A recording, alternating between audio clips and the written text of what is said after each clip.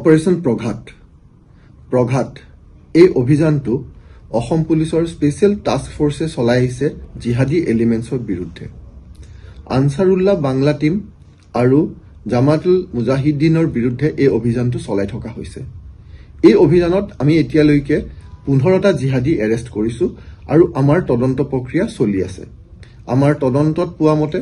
আৰু লগতে চুৰাংচোৱা খবৰৰ ওপৰত ভিত্তি কৰি আমি এটা দল পঠাইছিলো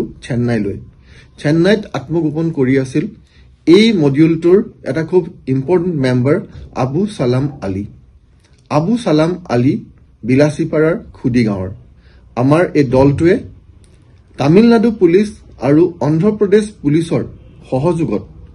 এই আবু সালাম আলীক তাত কৰায়ত্ব কৰিবলৈ সক্ষম হয় আবু সালাম আলীক ইতিমধ্যে গুৱাহাটীলৈ লৈ অহা হৈছে আৰু আবু সালাম আলীক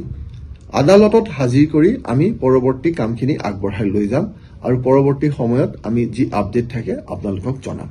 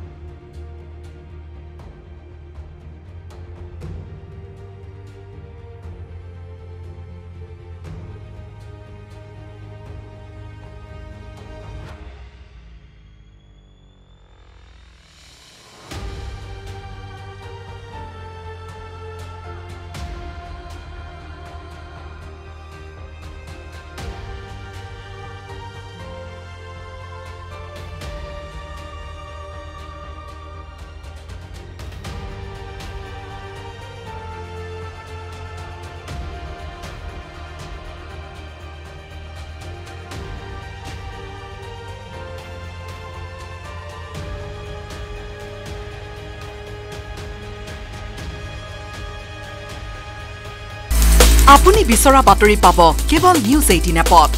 নিউজ 18 এপ ডাউনলোড কৰিবলৈ স্ক্যান কৰক এই QR কোড গুগল প্লে ষ্টৰতো পাব এই নিউজ 18 এপ